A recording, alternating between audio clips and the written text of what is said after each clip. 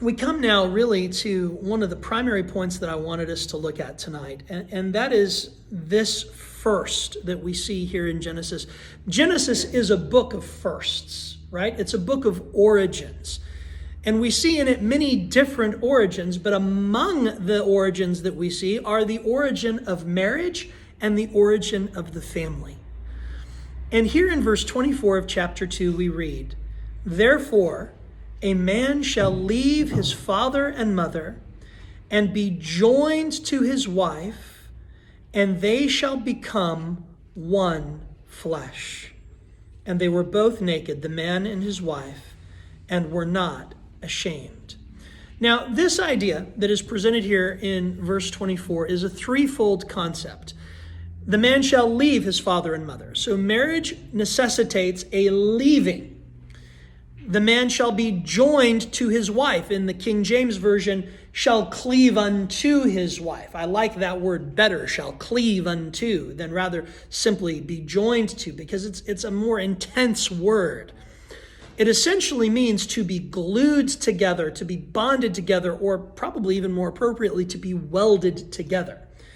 If you have ever worked in carpentry or in woodworking, you know that if you take two pieces of wood, two planks of wood, two 2x4s, right? And you glue them together and you clamp them together until that glue has sufficiently dried, they are strongest at the point at which they are joined. If you come later and divide those two planks from one another, they will not rip cleanly. But parts of one board will be joined to that other board and will be ripped away from itself. If you take two pieces of metal and properly weld those two pieces of metal together, they are strongest at the weld. And so this joining together, this cleaving together, is to be a powerful bond that is never intended to be broken and never can be broken without doing damage to each of the other parts. And that they too shall become one flesh. We used to do a marriage seminar here every year. We did it for several years running, and it was called the Miracle of Marriage Seminar. And it's because when we have a marriage ceremony, when two people come together in marriage, God really does perform a miracle, because he takes 1 + 1 and makes 1. Amen. Normally you get 1 + 1 and you get 2, right? But 1 + 1 equals 1 in the economy of marriage. That having been said, this whole process of leaving, cleaving, and being joined together into one flesh is a vitally important part of the marriage relationship, and I think it's one that deserves illustration. And I have brought with me a couple of props, toys if you will, Play-Doh, to illustrate this idea of leaving, cleaving, and becoming one flesh. If you think of these containers as being the families of origin for our woman and our man, forgive me for going with the traditional male-female colors and reinforcing gender stereotypes. It's what I do. So, I'm joking. But so, for illustrative purposes, this will be our woman and this will be our man. And these two containers are their families of origin. In a marriage, if there is no leaving, right, if there is no separation from that family of origin, can these two ever truly be joined properly together? They cannot be. So in order for two to become one flesh, according to the biblical mandate, they each have to leave their family of origin.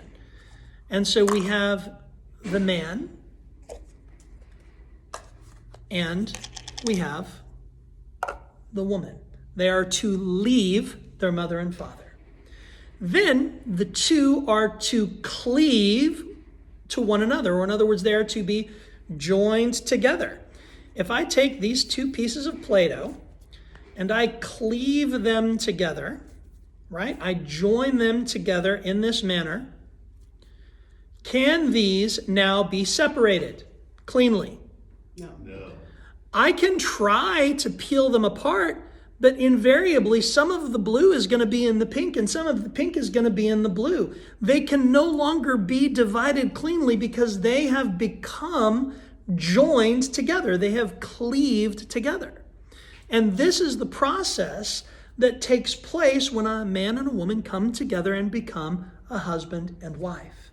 But this, what's that now? They become purple.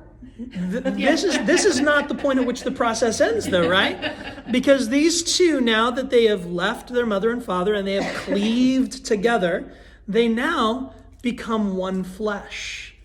And becoming one flesh, it takes time, right? It's not one and done.